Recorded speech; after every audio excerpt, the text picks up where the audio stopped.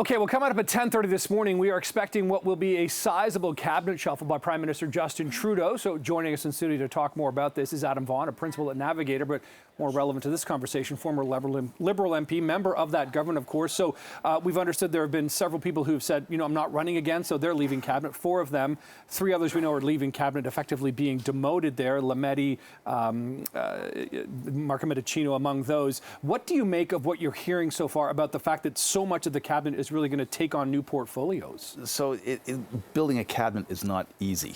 I don't begrudge the Prime Minister the work here. It's tough because it's not just the cabinet you reset, it's also caucus management and about 150 MPs up there who all want to be in cabinet.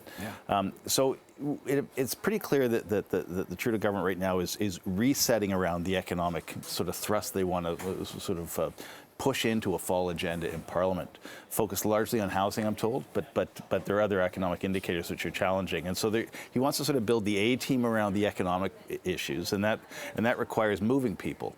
And before you move people, you check, am I moving you and you're running again? That's why you saw the sort of announcements of retirement. And then you take a look at the strong and the weak performers. And then you start to take a look at how that balances out geographically across the regions, linguistically across the languages. The Prime Minister is, responsibly taking a long look at how gender sort of influences decisions around the cabinet table.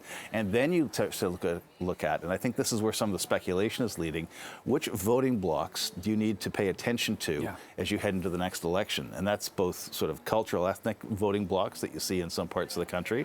It's also regional sort of representation that drives that agenda, and people in swing ridings. So you got a lot of math to do and a lot of calculations to make, but at the center of it all is an economic reset that the Prime Minister wants to launch in the fall. And when you talk about an economic reset, we're seeing Anita Anand, apparently she's moving into the Treasury Board. That is sort of an economic portfolio. But you've got Chrystia Freeland, who apparently is going to remain on as Finance Minister and Deputy Prime Minister. Stephen Guilbeault apparently is going to stay on in environment. Some people are saying, without changing some of the more top priority positions, that's not really a change in cabinet. How do you answer that? I would look at what's done around housing. I think that's a portfolio that I worked a lot on when I was up in Ottawa. And I was never a big fan of a standalone ministry. I think housing impacts every ministry.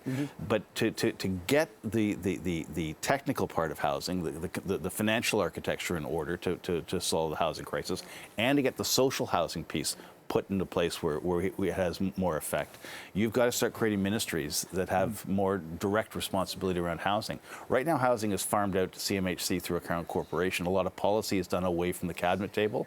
I think there's a move to pull that into the cabinet table, so the command over the issue is much more political and a lot less sort of financial in terms of its architecture. So, looking at that piece, they've got to build around it. And the Anita Anand going to Treasury Board is so important, as that's the sort of the body. I wish I'd known this before I went into politics, but that body fine-tunes the policy before it leaves the shop. Right. Okay. And that's where you catch mistakes, and that's where when you announce legislation and the public sort of says Clause A is a problem, Treasury Board is where you fix that stuff. And so Anita Anand going there, I think what she's bringing there is the skills we saw in her during COVID, which is to get things done quickly and get things done well. And that's a skill set that she has. Clearly, this is an election-ready cabinet. Of course, there's a confidence and supply agreement in place with the New Democrats right now. Only have about 30 seconds left, Adam. But do you think that this signals that maybe we'll go to an election sooner than later? We spent all summer speculating about the cabinet shuffle. Do. I know. Now we can speculate. I think that they want a good run through the fall to a budget. A lot of the things that they need to, especially around housing, requires parliamentary spending as opposed to simply just amending existing programs. And so my sense is you can put off speculation of that until you see a budget in the spring, and then you'll have a better idea. Pretty good. Okay, great to have you on. Adam Vaughan again, Principal Navigator, but former Liberal MP. Thanks for joining us again this morning.